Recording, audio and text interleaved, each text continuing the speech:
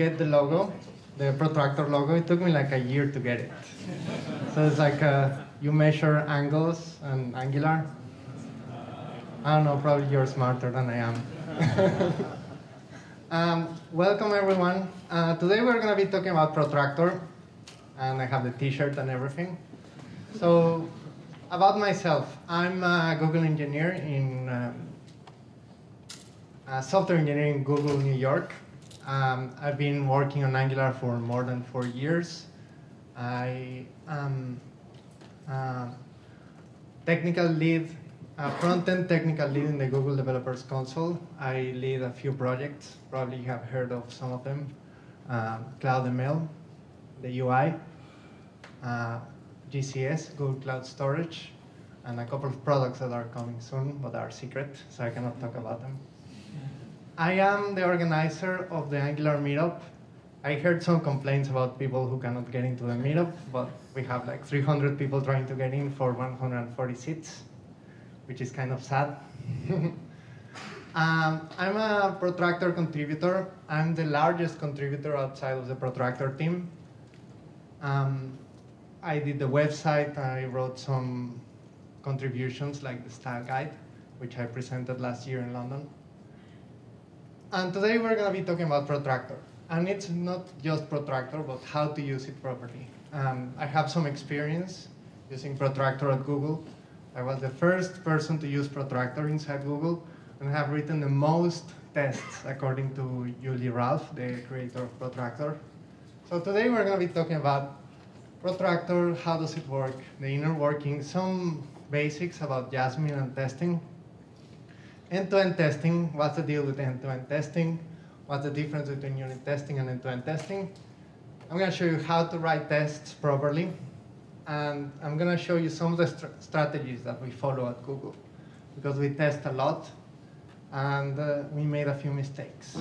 And finally, what learnings we have and what best practices we're going to be following in the future based on those mistakes. So, what's Protractor? What's the deal with Protractor? Protractor is a framework made specifically for Angular, and it's based on WebDriver.js. WebDriver has been there forever. There's a JavaScript version, which is asynchronous. And the spirit behind Protractor is to test your application like a user would do. So you interact with the browser, you click on buttons, you enter text, and you simulate a real user. It's not something more sophisticated. So why would you use Protractor is the question.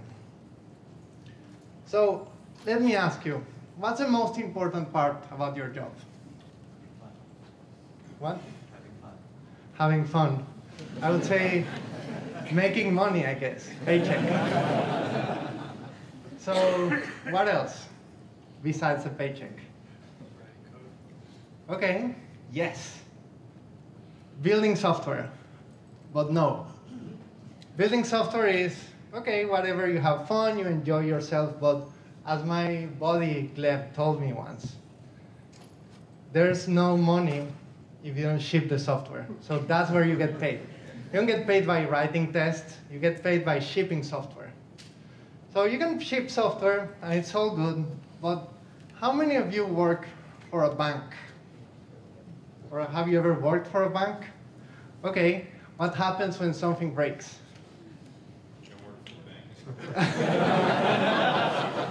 Okay, so probably that MD in the corner, the one who makes millions, he's going to come to your desk, and he's going to ask you, what's going on? I used to work for Goldman Sachs before, that's why. So it's not about shipping software, it has to work. So you have to ship quality software. So you have to make sure that everything that you're shipping, and when you're going to production, everything is working. So you build software so your company makes money, your customers are happy, and your software works. You are supposed to do that. Otherwise, you're going to wake up in the middle of the night, or during the day, your MD is going to come. So why Protractor? Protractor is made specifically for Angular applications. It works both on Angular 1 and Angular 2. It supports some locator strategies. A locator strategy is something that allows you to find an element on the current page. And it's a very nice set of APIs to locate elements on a page. And it waits for Angular to be ready. When you're writing an end-to-end test, usually you have a lot of code that is like, wait for this to happen, wait for this other thing to happen. So imagine that you are testing a credit card payment view. So you submit a transaction, there's going to be a spinner saying loading, loading, loading. And probably your test would look like, okay, I'm going to be waiting for this loader to be gone so I can ensure that the transaction went through. And with Protractor, if you write your Angular application the right way, it's going to wait for Angular to be ready, and there are going to be no tests, and no waits in your test. So how does it work? This is a very brief introduction because it's not the core of the talk. So it's a Node application. You write your test in Node. You get it through npm. So you say npm install Protractor. Protractor extends WebDriver.js. It overrides some of those functions to wait for Angular to be ready. And then it uses the WebDriver protocol to communicate with a Selenium server. And then this connects to some browser through a driver. So you can have drivers for multiple browsers, and you can test in any device you want. Not any, but many. So you write your test. It's a regular JavaScript test in Jasmine or Cucumber or Mocha or whatever, if you want to support it. You just run it, and then you connect to a server. You can connect directly to a driver instead of using the server, and then it runs your tests. There are multiple drivers. These are not all of them. You can test in all of the major browsers. You can test headless. You can test mobile as well. And now I'm going to talk about what's the deal with end-to-end testing. So what's the difference between a unit test and an end-to-end test? When you're writing a unit test, you're testing a component in isolation. So there are no external dependencies. In the Angular world, you're testing a service. You say, okay, when I give you this input, I expect this output, or I expect this to happen. When you're testing a directive, it's a little bit more complex because some directives are difficult, so you probably have to add it to the body and interact with it, pass a click, and check what's going on. Or maybe, if you have a controller that has dependency injection, you're going to say, okay, I'm going to be mocking all of these dependencies, or probably these ones are going to be fine. So it's a little bit more complex, and usually you don't test that many things in a unit test, but it's okay in Angular. In unit test, everything is fast. You can run hundreds of tests every few seconds. It's very stable, and it's really easy to test. However, when you're doing end-to-end testing, it's a different scope. You're testing your entire application. You're testing all of the glue. Because when you're testing, okay, my service, it works. My directive, it works. My controller, yeah, it connects to the service. Angular is doing the dependency injection. But then, you may have the most expensive infrastructure in the world. You may have, okay, hundreds of servers, and this deployment and is like replicated everywhere. And then if your save button doesn't save, you basically have no application. So if you need to test this, how would you do it? You just go and you click, right, before going to production. Maybe you have like some QA environment or some staging environment. And probably that's why I started adopting Protractor, because we were using regular end-to-end tests with WebDriver, and it didn't work. We had like 15 tests. They were super flaky. And every week, because we went to production every week, someone had to test like 115 steps. It was, okay, I'm going to click here, I'm going to click there.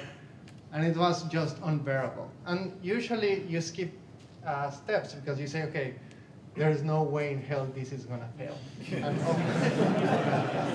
And it will fail, but probably it's not your problem because you're not in production support that week. So end-to-end test is you put everything together and you exercise your application like a user would do. So you deploy whatever persistent layer you have, whatever middle tier, your services, you have your REST API, probably you have authentication and so on. And then you put it together in a browser, boom, you test your application. Protractor supports several frameworks. You can use Jasmine, you can use Mocha, you can use Cucumber.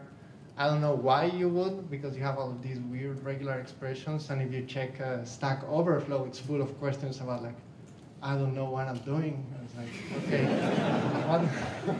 what kind of problem are you trying to solve? So we use Jasmine. Jasmine is supported by the Protractor team, and that's why I use it, because it's easy. And this is a 3-slide introduction into Jasmine. If you already know Jasmine, just ignore me for 1 minute. In Jasmine, you have a few building blocks. The first building block is a suite. A suite is a collection of tests. You declare a suite by calling the describe function, which is in the global scope. You give it a name, and a suite just groups unit tests. It looks like this, with ES6, or if it's ES5, you have function. Then you have a unit test. A unit test is declared by calling the it function. You give it a name and the block of code that you're going to provide for your test. And then if you don't have an expectation in your unit test, you basically have no test. So you need an expect. An expect makes sure that the behavior of your code under test is being tested. So the way you do assertions in a unit test is you call expect, you pass something that you want to evaluate, and then you provide a matcher. So an assertion is expect plus matcher. Imagine that you have something like this. You have an array with names, and you can have like several matchers. I can say, okay, expect names to contain this value, expect the length of this array to be 3, or expect the first name to be this. And that's it for Jasmine. How do you write a test for Protractor? Protractor provides a few objects that are there in the global scope that you can call. You don't need to require anything. So the first one is browser. Browser allows you to read the configuration, allows you to change the URL, allows you to ask questions to the browser. Imagine that you're going to a Protractor website. This is the new website. And I wanted to write some Protractor tests for this website, but it's not written in Angular, so boo. It will be. So Protractor Angular IO. If you try to do this, it will fail because it will wait for Angular to be ready. Since there's no Angular, it will fail. It will tell you, timeout, no Angular. Okay, so everything is asynchronous in WebDriver.js. You go to a Protractor website and you say, give me the title, and this resolves as a promise. You get the title, and you say expect title to equal Protractor, and it's a super long name. It doesn't fit in a slide. The Protractor team changed Jasmine a little bit, so when you pass a promise into an expect, it will resolve the promise, and it will pass the result of the promise to the matcher. In this case, if you remember this code, which is a little bit verbose, it's like, okay, browser get title, then you can just simplify it by calling this. Expect browser get title, and then just pass whatever you're trying to assert.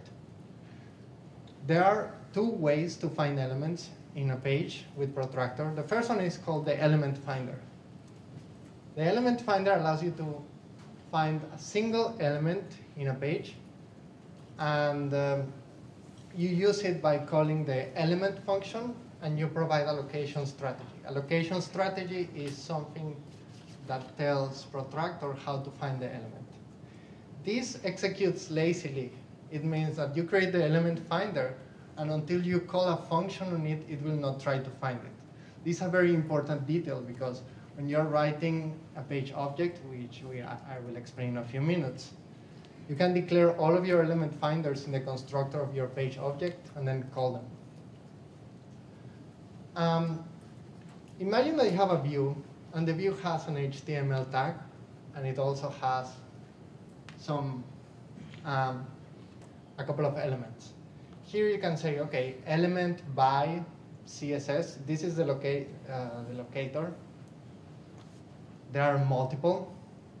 You say, okay, give me an H2. Since this is an element finder, it will give me the first one. And it will complain. It will provide a warning saying, okay, this is not unique. And you can say, okay, give me a text of this tag, and I will do the assertion. There are several locator strategies for elements. So in this case, I'm trying to throw a few. You have an ID, you have a class, you have a tag name, you have an ng model here, you have a binding when you have the double curly braces. You can have, okay, element by ID, element by CSS, element by binding. Here you're trying to find this binding, controller name. Or you can say element by model. So all of these are going to find different elements, and these are like the equivalents. You can use CSS, you can use by binding, by model, whatever is the most simple for you to write. The element array finder allows you to deal with a collection of elements in your page. So the element array finder has this API that allows you to manipulate a collection, because you're always dealing with a set of elements. And you can have like each, get, first, map, filter. I wrote this one, so you should use it. This is one of the original ones. You have count and so on. And when you have something like this, the API is very powerful. So instead of doing like all of these resolving promises that is kind of weird, you can just call a function, and it will evaluate this function on all of the elements returned by the finder, element array finder. In this case, imagine I want to fetch all of these li items from the list, and I say, okay, element.all. That's the only difference between element finder and element array finder. It is token in the middle, all. And you can say, okay, count. Good. You can also say get text. This is one of the very powerful properties that you have in the element array finder. You will evaluate this get text on each of the elements returned by the locator. Okay, this is super confusing, and it's promises. And when you start using Protractor, it's like, I don't know what's going on. Because usually you say, okay, this is my statement, this is my other statement. You would like your framework to give you the response, block, give you the response. That's not the way it works. So WebDriver uses a promise manager, and you have a queue of tasks. And this is the control flow. And the control flow is a little bit complex. It's very difficult to understand if you read the documentation. And you can have frames and frames inside other frames. And if you're trying to debug a Protractor application, you're going to get super confused until you have some practice. Tasks are supposed to execute in order. But then, what happens if you have some code like this? You say, let's go to the Protractor test website, to the API page. Then I'm going to say, give me the title. And then that's it. So what would be the order of this console.log? Would be 1, 2, 3, because it runs from top to bottom, right? Yes. So if you go to Stack Overflow, it's going to be like, I don't know what's going on, because sometimes you have like a variable declared at the top, and you set the variable here in the middle, where you have the 2, and you assert that the value of the variable is something else on number 3. They say, what's going on? It doesn't work. Well, it works. It's just like the control flow is playing with you. OK, enough about how to use Protractor. Now let's talk about the interesting part, which is how do you use it in real life? Because if you want to go into the Protractor business, you need a strategy. Because end-to-end tests, they are supposed to be there for a reason. And that reason is they have to catch bugs, and they have to save you time. You don't want to test manually. And all of these considerations, you have to think about them before you even start writing your Protractor test. So the first one is Protractor is not free. You have to maintain it. It has to give you value, otherwise you shouldn't be using it. And by value, I mean it has to save you time. If you spend more time fixing and maintaining your Protractor test than actually enjoying it, probably you shouldn't be using it, or maybe you should change your strategy. So the first question I get is, okay, what am I going to be testing in Protractor? What's the most important thing that you should test? And you probably have seen this. It's like a pyramid scheme of testing. This is what I'm going to be trying to sell you. You write a bunch of unit tests. Probably have thousands or, I don't know, hundreds. And that's where you should invest all of your money. Unit tests. Make sure everything is good. Then you have integration tests, because your application is an ecosystem of things. You have services, you have a persistent layer, maybe you have multiple services, multiple systems working together. And you need integration tests to make sure that everything works between all of these pieces. And then you have Protractor, and you should be very careful about where you invest your effort in Protractor, because you should write the minimum amount of tests that will give you confidence to go to production. So this is the most difficult part about writing Protractor tests. And I call it the container, or I don't know if you're familiar with, with this quote from Carl Sagan, which is, if you want to create an apple pie from scratch, you have to create the universe first. And this is a problem that you have with end-to-end tests all the time. Are you familiar with the babushkas? Okay, so this is a problem that you have on every single test that you write on Protractor. Why? Imagine that I'm writing a test. I have a Medium website where I publish the latest trends in technology, and I tweet it, and it's I'm very popular. So that's the trendy thing, right?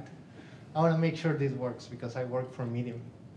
So I create a blog post, and I want to test the feature that will add a tag to my blog post.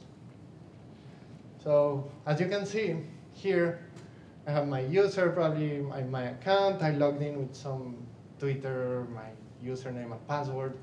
Here's my blog post. And here I'm trying to add an entry.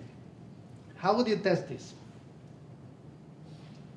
OK, so you need a container, right? What's your container? Your container is probably the user. If you don't have a user, you cannot log in into the application. The second one is, OK, you need a blog. If you don't have a blog, you cannot create an entry. Therefore, you cannot tag your blog entry. Then you have a blog entry, and then you can add a tag to your blog entry. So you see the container or the babushka. The biggest babushka is the user. OK, do I have to create the user, or do I have one that I can use? Do I have a blog, and so on? This is another problem in the Google Developer Console. I don't know if you are familiar with Google Cloud Storage or Amazon S3. It allows you to upload objects into the cloud. So the main problem is, OK, I have a user, I have an account or a project, I have a bucket, and then I need to upload my picture here into my bucket. How do you test this? You need a user. You need a Google user, a Google Gaia account. You need a project. You need a Google Cloud project that works, that has billing enabled so you can upload. You need a bucket. The bucket has to be unique in the universe. It has a unique name across all of the users. So you can upload an object.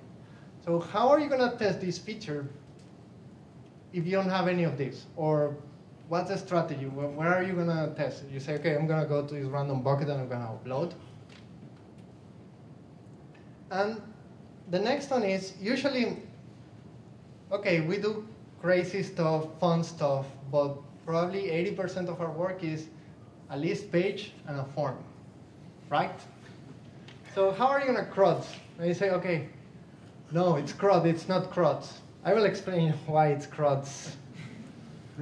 OK, so let's go back to the Google Cloud Storage. I have my object, which I uploaded, but I want to test that I can rename it. So how do I do this? I guess I have to upload it first, right? So it's not CRUD, it's CSRUD. If you want to test a list page and a form that they come together, you have to follow this. You have to create something first. You have to click on it, or you have to search for it. Okay, did I create it? Yeah. I can search it? Good. I have to search it so I can click on the link, so I can go to the properties page, so I can update it. And if I didn't create it, I cannot delete this. So this is like a dependency that you have. If you don't create, you cannot update, or you cannot delete, or you cannot read or search. Like create is where your test is born. If you're going to be writing a test, they tell you, okay, my tests have to be independent. So Gleb told me, okay, I came up with this fantastic tool because he creates all of these brilliant tools. And okay, I'm going to make your protractor parallel. And then I'm going to have my CSRUD, and it's going to be like, God, it doesn't work. Because then it's going to try to delete something that I haven't created yet. Because it's going to run in parallel, and one test is going to create, another one is going to update, but there's nothing to update. So here, there's a big problem, and it's breaking like, okay, your tests have to be independent. The next question is, where are you going to test? Because that's a very important question. Are you going to test in production? Are you going to test in your local development environment, in development QA staging? I don't know how many environments you have. Probably you have fewer. Maybe you go from development to production. Or I don't know. Yeah, I test in production. Yes, you should test in production because that's where the money is. Okay, so these are my rules of Protractor because that's how we roll in cloud. You should be able to run locally because if you make a change, you want to know if you messed up. You should be able to run in a continuous integration environment. It means like it runs all the time, and if something breaks, you will know. We test several times a day, and sometimes these tests are not that fast because we are testing a lot of stuff. So one test is not done, and the next one is already running. So it's like I don't know, you have like 2 or 3 tests running at the same time because we test all the time. Maybe you want to run on pre-submit, or after you have submitted some code to your repo. Why? Because you want to know early when you broke something. If this is something cheap, something you can accomplish without spending too much time waiting for it, you should go for it. How often are you going to test? Are you going to test once a day? So you break something and you know tomorrow when it's too late. You want to test every half an hour like we do because we are a little bit insane. You want to test every couple of hours. You have to decide that because there's a cost. Who's going to do the cleanup? Because you're going to be testing and probably something is going to break. So you have the CSRUD, or what's my CRUDs in reverse order. The last step is delete. What happens if you don't delete? And that's something that happened to us a couple of times.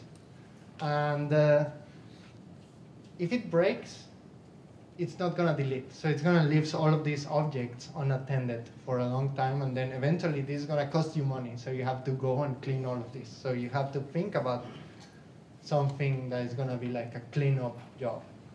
End-to-end tests are slow. And I'm going to talk about a couple of projects that I'm not going to disclose the name because probably I'm going to get in trouble. Project X has 50 tests, 9 minutes. You can run in parallel, no big deal, but that's the total time. Project Z has 131 tests, and it runs in 38 minutes. Probably it's not something you would like to do for pre-submit. If you have independent tests, that's going to take time. If you want to create everything before, instead of using something that already exists, it's going to take time. So these are my recommendations. Make your tests independent at the suite level. Make your suites small so you can run them in parallel. You can take advantage of this thing. And now I'm going to show you a demo. Hopefully it works.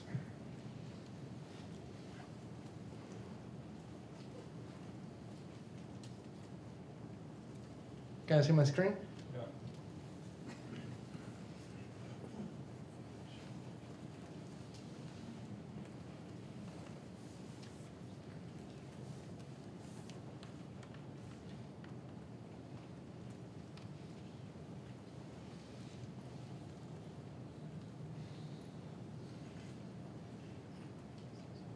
Okay, here's a protractor test. I have 4 suites, and I'm going to demonstrate how to run in a single browser, how to run multiple browsers, and how to run in parallel. So the first one is, okay, I'm going to run Protractor.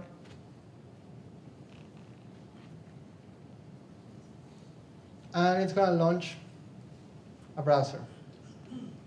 So it's going to go to the Protractor website, and it has a slip. That's why it's very slow. But this is not really an application because it doesn't have a backend. It doesn't have to wait for anything to happen. So this is like a regular Protractor experience. It says, okay, I finished in 18 seconds.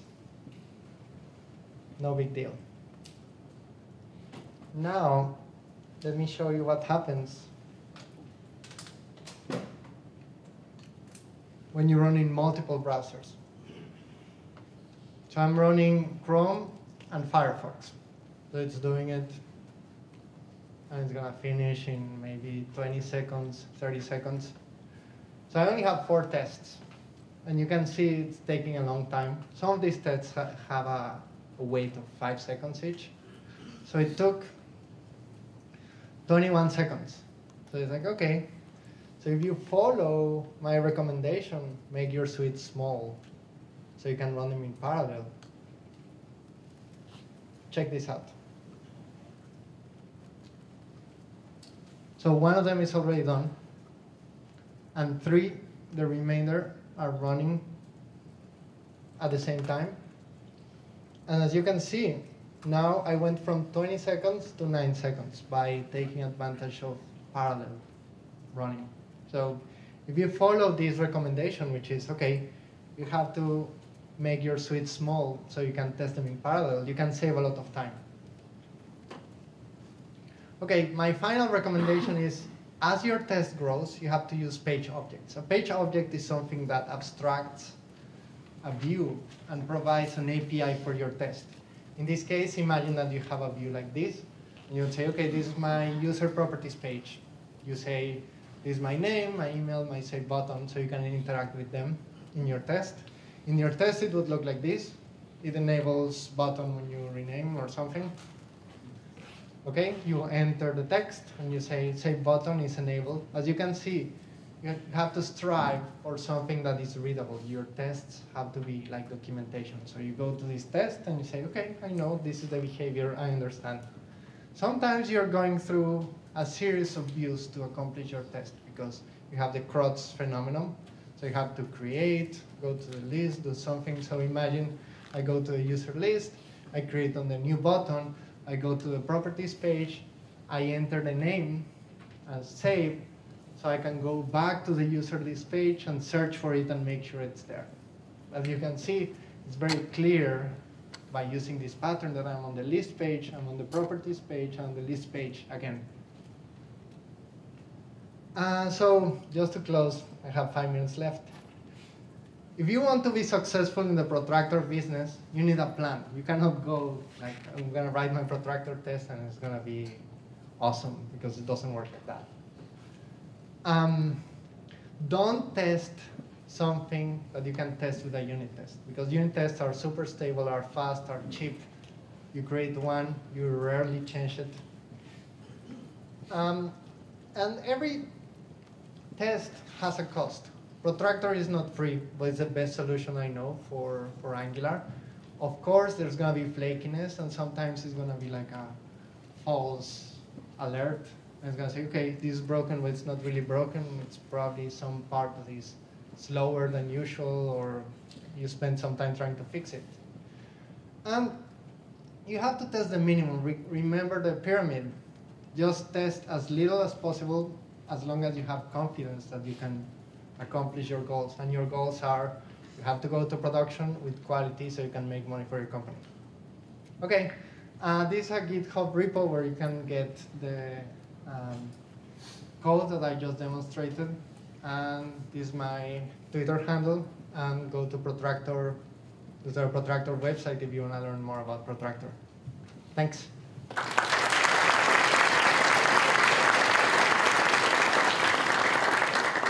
And now we have time for questions.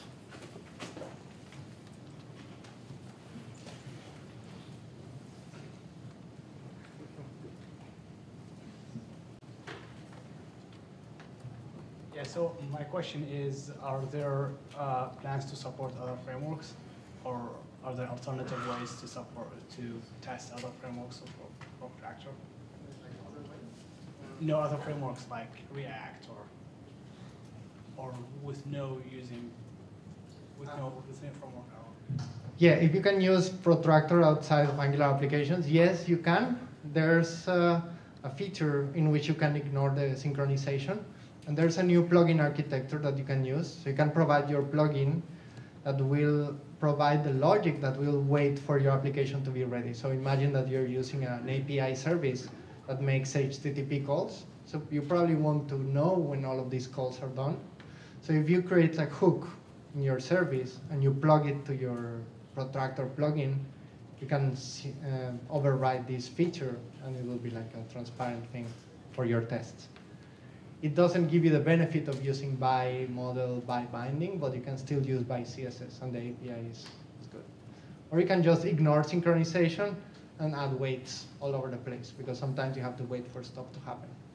And by waiting is you wait for some state to change or something to show or to disappear from the view.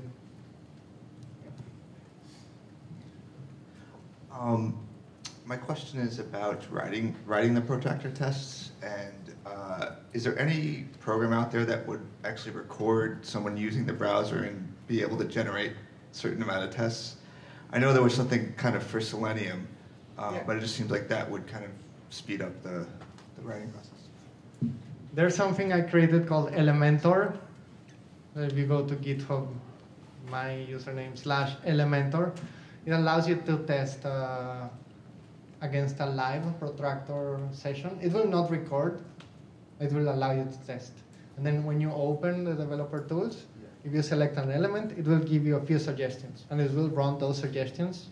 It will say, OK, probably you can use these locator strategies. And it will give you the count of elements that each one is giving you. So you can test by model, by ID, by tag name, by CSS, containing text, stuff like that.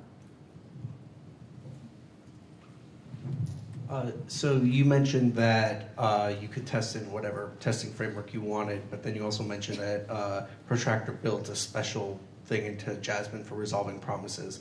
So are there two questions? One, are there any other modifications to Jasmine that were made, or any other things that make Protractor better suited for Jasmine than another testing framework? And two, is that modification to Jasmine for promises available for use just without Protractor?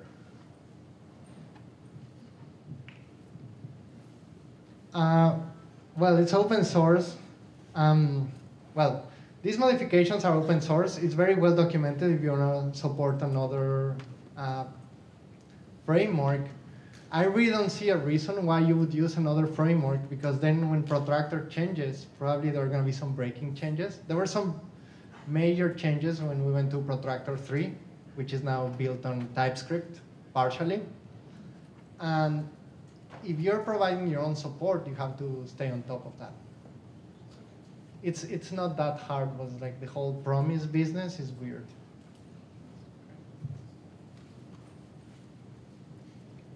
Probably we have time for 2 more questions.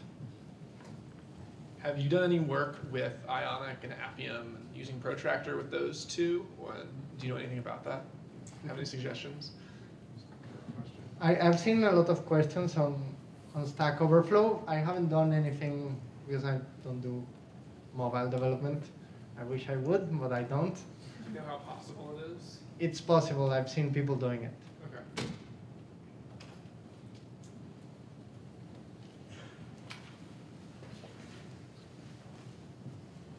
How do you create a line between like what you should test in your integration test, what should be in the unit test, and what should be in the protector test? Because basically, if you're testing your main directive, which has say 100 directives below it, you can essentially test the whole app using one directive. So how do you create a line between what should be in the unit test and what should be in the integration test?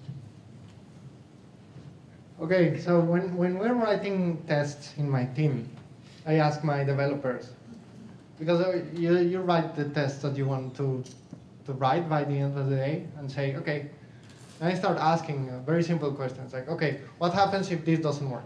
Is it a big deal? Probably, yeah, no. It's like, we go to production twice a week. So probably you can wait until the next release for this to be fixed.